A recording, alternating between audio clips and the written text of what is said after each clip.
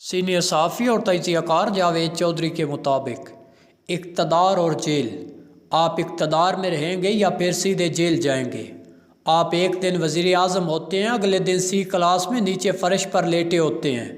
आप अगर खुशकिस्मती से जेल से बच भी जाएं तो भी आपको अदालतों और मुकदमात की ज़िल्लत ज़रूर देखनी पड़ती है। इस ज़िल्लत के दौरान साबिक़ वज़ीर आज़म ये फ़ैसला कर लेते हैं, मुझे अब कुछ भी करना पड़ा, मैं इक़्तिदार में वापस आऊँगा।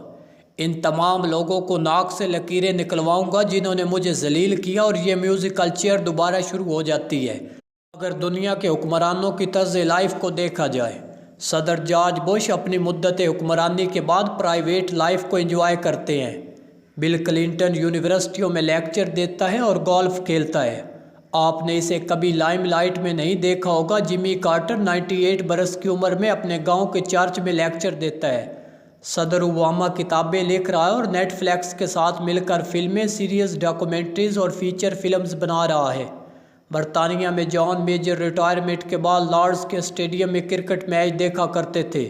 मार्गरेट थीचर 11 साल बरतानिया के वज़ीर आज़म रहने के बाद सारा दिन किताबें पढ़ती थी और अपनी बतखों को दाना डालती थी। सदर याक शिराक 12 बरस फ्रांस का सदर रहा।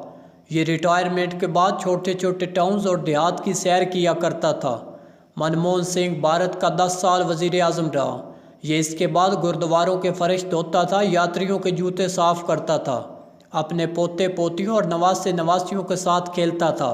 अटल बिहारी वाजपेयी 6 साल वज़ीर आज़म रहने के बाद किताबें पढ़ता और लता मंगेशकर के गाने सुनता था। वो भजन भी गाता था और बूढ़े दोस्तों के साथ गपशप भी लगाता था। जापान में इस वक्त 18 साबिक़ वज़ीर आज़म है। ये साइकिल चलाते हैं, यूनिवर्सिटियों में लेक्चर देते हैं, खेती बाड़ी करते हैं और सोशल वर्क में वक्त गुजारते हैं। जबकि इसके मुकाबले में पाकिस्तान में क्या होता है, आप किसी दिन पाकिस्तान की तारीख का जायज़ा लें, आप हैरान रह जाएंगे। मसलन आप देखें जुल्फ़िकार अली भुट्टो के साथ क्या हुआ था। वो एक वक्त में आलम इस्लाम के सबसे बड़े लीडर थे। उन्होंने लाहौर में इस्लामिक समिट बुलाकर मुस्लिम उम्मा को इकट्ठा कर लिया, लेकिन इसके बाद वो जेल पहुंचे और इनका कैरियर फांसी घाट पर पहुंचकर ख़त्म हुआ। जनरल ज़िया-उल हक़ त्यारे के हादसे में मारे गए। ये भी अगर ज़िंदा होते तो इनके साथ भी भुट्टो जैसा सलूक होता। जनरल ज़िया-उल हक़ के बाद मियाँ नवाज शरीफ और बेनज़ीर भुट्टो के दरमियान जेलों की म्यूज़िकल चेयर शुरू हो गई। ये दोनों एक दूसरे को जेलों और अदालतों में घसीटते रहे। इंतकाम और इक़्तिदार के इस खेल में आसिफ अली ज़रदारी के 11 साल जेलों की नज़र हो गए, जबकि बेनज़ीर भुट्टो को जिला वतनी काटना पड़ गई। मियाँ नवाज शरीफ को भी 2 बार जेलें और जिला वतनी देखना पड़ी। मियाँ शहबाज शरीफ, शहद खाकान अब्बासी, हमज़ा शहबाज और मरीम नवाज़ के साथ भी क्या क्या नहीं हुआ। ये किस किस जेल में ख्वार नहीं हुए। इमरान खान इक़्तिदार में आए तो ये एस्टेब्लिशमेंट की डार्लिंग थे। ये ताकत के घोड़े पर बैठकर सियासतदानों के पंखे और एसी बंद कराते रहे। ये राना सनाउल्लाह जैसे सियासतदानों पर हिरवन डलवाते रहे। ये सियासी मुखालफिन को मूंछों से भी पकड़ते रहे। लेकिन आज वो इमरान खान कहाँ है जो 1.5 साल पहले तक सदर डोनाल्ड ट्रंप से वर्ल्ड कप जीत रहे थे, महातीर मोहम्मद और तैयब उर्दुगान को हुकूमत करने के तरीके बता रहे थे, चीन के सदर को इस्लामी मईशत पर आध घंटा लेक्चर देते थे, सऊदी वलीअहद की ड्राइवरी में एयरपोर्ट आते और जाते थे, जो आर्मी चीफ को एक्सटेंशन दे रहे थे सदर आरफ अलवी को आरफ कहकर बुलाते थे, जो परवेज़ इलाही को पंजाब का वज़ीर आला बना रहे थे, कौमी असम्बली से इस्तीफ़े दे रहे थे, असम्बलियाँ तोड़ रहे थे, हज़ारों गाड़ियों के काफ़िले में हाई कोर्ट जा रहे थे। इनके मुतासरीन इनकी गिरफ्तारी पर फ़ौजी तनसीबात पर हमले कर देते थे। चीफ जस्टिस ऑफ पाकिस्तान इन्हें अपना मेहमान बना रहे थे। इन्हें मर्सिडीज़ गाड़ी में अदालत में बुलाकर इन्हें गुड टू सी यू कह रहे थे। लेकिन वो इमरान खान आज कहाँ है।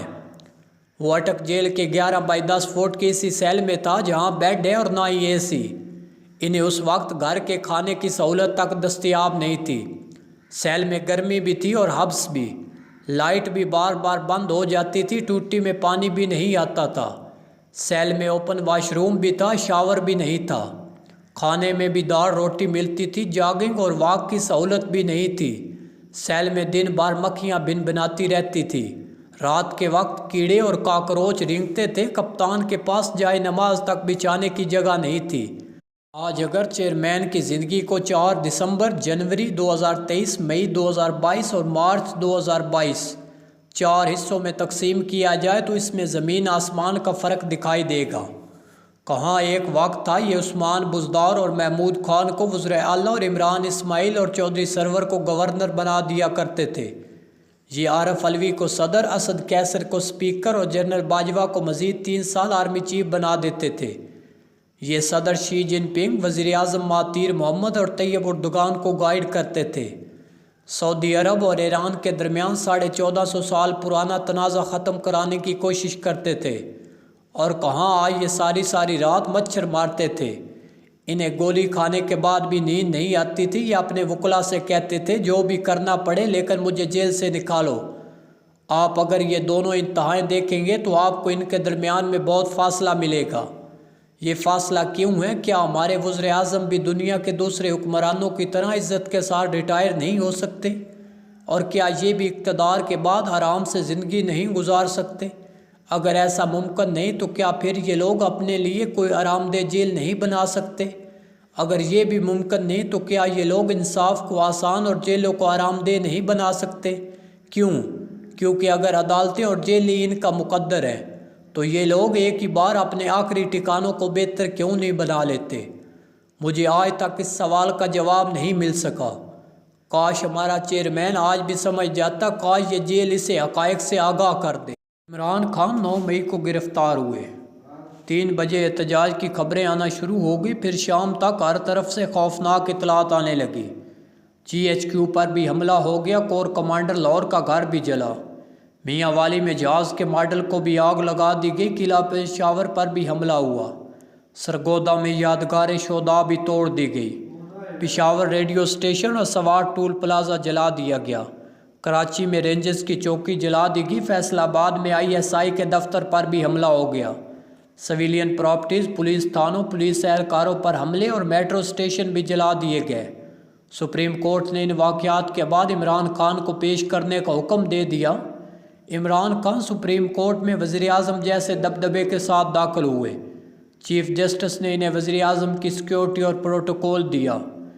اسی پولیس لین میں مہمان بھی بنایا جس میں یہ 2 راتیں ملزم بن کر رہے۔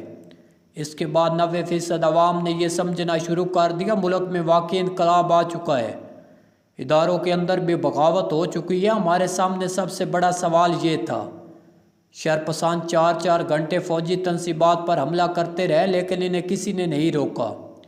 کور کمانڈر کی رہائش گاہ جلتی رہی مگر فوج آئی، رینجرز آئے، نہ ہی کوئک رسپانس فورس آئی۔